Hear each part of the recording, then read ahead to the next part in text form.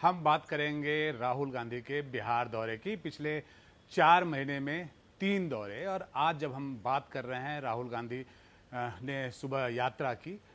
बेगूसराय से उन्होंने अपनी यात्रा शुरुआत की। कन्हैया कुमार, जिनका कि पिछले 1 महीने से लगातार बिहार का दौरा चल रहा है, उनकी यात्रा चल रही है, उसमें आज उन्होंने शिरकत की। और यात्रा है पलायन रोको रोजगार दो, रोजगार दो पलायन रोको, ये मुद्दा है जिसे कांग्रेस ने बिहार में उठाया है, और उसी में आज शिरकत करने राहुल गांधी 4 महीने में तीसरी बार आज बिहार पहुंचे। पहले वो बेगूसराय गए, जहां उन्होंने कांग्रेस की उस यात्रा में साथ निभाया कन्हैया कुमार के, और उसके बाद वो पटना आए और पटना में एक कार्यक्रम में शिरकत कर रहे हैं। अभी सबसे अहम मुद्दा जो है कि कांग्रेस जो ये कवायद कर रही है, कांग्रेस जो जमीन पे मेहनत करती हुई दिख रही है, क्या वो अपनी जमीन तलाशने की कोशिश कर रही है, या वो जो आरजेडी के छत्र छाया के नीचे है कांग्रेस, बिहार में एक बी टीम के रूप में जिसे जाना जाता है, क्या उससे वो बाहर निकलने की कोशिश कर रही है?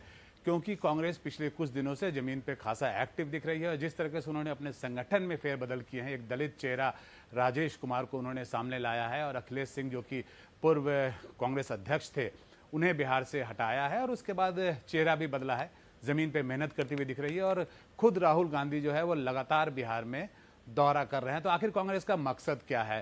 कांग्रेस चुनावी मोड में आती दिख रही है। क्या इसका फायदा केवल कांग्रेस को होगा, या इसका नुकसान जो है वो आरजेडी को भी हो सकता है, जो कि उनके महत्वपूर्ण घटक दल है और बिहार में बड़े भाई की भूमिका में? हमारे साथ रवि उपाध्याय जी मौजूद है। रवि उपाध्याय बहुत ही वरिष्ठ पत्रकार हैं और बिहार की खबरों पे इनकी खासी नज़र रखती है। बिहार में जो राजनीतिक घटनाएं होती हैं उस पर इनकी खासी नज़र रखती हैं। रवि जी, पहले ये बताइए कि आप ये लगातार जो कांग्रेस की कवायद देख रहे हैं जमीन पे, राहुल गांधी पिछले 4 महीने में 3 बार आए, इसे आप कैसे देख रहे हैं? क्या ये कांग्रेस अपनी जमीन तलाश रही है, या फिर इसका नुकसान आरजेडी को भी हो सकता है?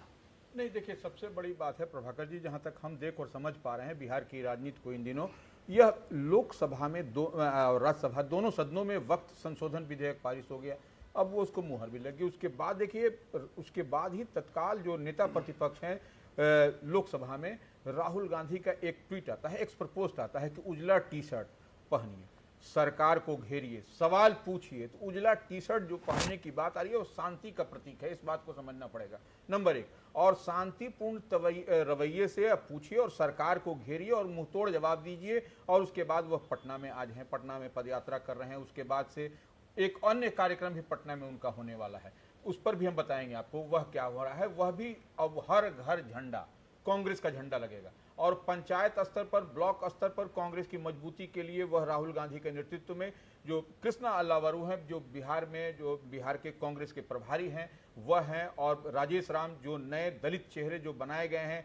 आपने देखा कि सवर्ण समाज से पहले प्रदेश अध्यक्ष हुआ करते थे अखिलेश प्रसाद सिंह, जो राज्यसभा में एमपी हैं, वो निश्चित रूप से कहीं न कहीं कहा जाता था वह राजद अध्यक्ष के बहुत करीबी हैं। तो इस लिहाज से भी उनको एक तरीके से साइड किया गया, कांग्रेस ने किया, और एक नई समीकरण यहाँ पर दलित चेहरे को आगे। बट रवि जी, जो हर घर झंडा, ये एक कॉपी दिख रहा है, जो बीजेपी की मुहिम होती है उसकी कॉपी। प्लस आपको ये नहीं लग रहा कि ये जो है, ये जिस तरीके से जो एक्टिवनेस दिखा रहे हैं कांग्रेस के लोग, ये काफी डिले हो गया? अब 4 महीने बाद चुनाव है बिहार में। नहीं, देखिए, वो ठीक है आप कह रहे हैं, लेकिन देर आए दुरुस्त आए, यह बात। अब देखिए, हर गांव देखिए जिस तरीके से आप दलित चेहरे को आगे किया गया बिहार में, उसी तरह से देखिए अलका लांबा को बिहार में जो राष्ट्रीय महिला की हैं और भारतीय छात्र संगठन एनएसयूआई के जो संरक्षक हैं एक तरीके से, कन्हैया कुमार, जो एनडीए का कोर वोटर होता है भूमिहार समाज, तो वो उनको बिहार में लगाया गया है। तो और उसको देखिए क्या टैगलाइन क्या है, नौकरी दो पलायन रोको, पलायन रोको नौकरी रोजगार दो। तो यह एक बड़ी बात है। और 2020 के विधानसभा चुनाव में आपको यदि थोड़ा सा भी याद है तो इस बात को समझिए कि 2020 के विधानसभा चुनाव में आरजेडी ने इसी टैगलाइन पर काम किया था और नौकरी रोजगार की बात की थी। बाध्य होकर के देखिए एनडीए को, नीतीश कुमार को, या कहें भारतीय जनता पार्टी को रोजगार पर बात करनी पड़ी बिहार में, और आज बिहार में रोजगार की बात हो रही है। तो यह एक बड़ी लकीर तेजस्वी ने खींची थी, और उसी एक बड़ी लकीर को और बड़ी लकीर खींचने के लिए आपको राहुल गांधी की तैयारी बिहार में इन दिनों दिखाई पड़ रही है।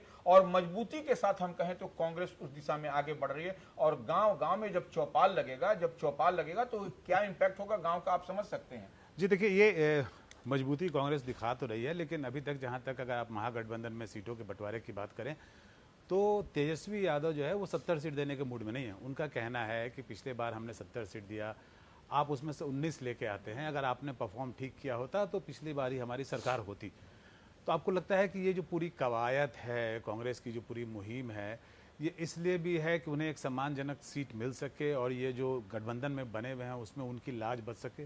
देखिए, कांग्रेस राष्ट्रीय पार्टी है, इस बात को आप समझना पड़ेगा। जिस तरह से एनडीए फोल्ड में भारतीय जनता पार्टी राष्ट्रीय पार्टी है, इसी तरह से इंडिया ब्लॉक महागठबंधन में कांग्रेस जो है सो राष्ट्रीय पार्टी है। तो सारा कुछ इर्द गिर्द ध्रुव उसी के पीछे होता है, किसी में इंडिया में चलिए या एनडीए में चलिए। तो ऐसी परिस्थिति में कांग्रेस को माइनस करके आपने देखा कि दिल्ली के विधानसभा चुनाव के नतीजे क्या हुए। 0 सन्नाटा हो गया आम आदमी पार्टी का भी और कांग्रेस का हुआ, तो आम आदमी पार्टी का भी क्या रिजल्ट परिणाम हुआ। अब देखिए, सरकार बनाते बनाते रह गए। तो कांग्रेस को साथ में लाना इनके लिए आरजेडी को की जरूरी और मजबूरी भी है। और जिस तरीके से वक्त संशोधन विधेयक आया और जिस तरीके से उबाल चल रहा है 2020 के बिहार विधानसभा के चुनाव में, आपने देखा कि नीतीश कुमार की पार्टी जेडीयू ने 11 मुस्लिम चेहरों पर दाव खेला था और एक भी जीत करके नहीं आए थे। तो वो अंतोगत्वा आपने देखा कि जेडीयू को एक मंत्री ही बनाना पड़ा। तो बीएसपी से उनको ले आकर के अपने कोटे को दिखाने के लिए कि एक अल्पसंख्यक चेहरा है जमा खान, तो उनको बनाया गया। तो यह स्पष्ट रूप से दिखाई पड़ता है कहाँ क्या हो रहा है। और इस बार जो नाराजगी है, जो उम्मीद बिल की बात कही जा रही है, राष्ट्रपति की मुहर भी संभवतः लग गई है। तो वो अब उम्मीद बिल को लेकर के बिहार में कितना बवेला मचा है गांव गंवई, और देखिए जेडीयू में भी क्या दिखाई पड़ रहा है, यह स्पष्टता के साथ दिखाई पड़ रहा है। जी जी जी जी, बहुत बहुत धन्यवाद रवि जी। तो देखिए, कांग्रेस जिस तरीके से ज़मीन पे मेहनत करती हुई दिख रही है, उसे वक्फ बिल का भी जो माहौल बना है जेडीयू के खिलाफ में, उसका भी उसे समर्थन मिलेगा, उसका भी उसे फ़ायदा मिलेगा। लेकिन कुल मिला के उन्होंने एक दलित चेहरे को आगे किया है, ज़मीन पे मेहनत करते हुए दिख रहे हैं, और साथ में वक्फ अमेंडमेंट बिल जो है उसका भी उन्हें फ़ायदा मिलता हुआ दिख रहा है। लेकिन कुल मिलाकर देखना यह होगा कि जो पूरी मेहनत है कांग्रेस की, क्या उसे महागठबंधन में सम्मानजनक सीट दिला पाएगी कि नहीं दिला पाएगी। तो बिहार से आज की यही खबर थी। विकास, चलते हैं वापस आपके पास। बिल्कुल, 2 दूनी 4 में दिल्ली, मुंबई, पटना और लखनऊ से खबरें रोज़ सोमवार से लेकर शनिवार तक हम लगातार आपके सामने रखेंगे। रोज़ यही वक्त होगा 2 बजे जब हम आपके सामने आएंगे और इन राज्यों की अहम खबरें आपके सामने रखेंगे, क्योंकि ये वो राज्य हैं जो केंद्र की राजनीति को भी प्रभावित करते हैं और इन राज्यों की ताकत जो है वो देश को भी प्रभावित करती है। हमारे साथ इतना ही, अभी के लिए नमस्कार।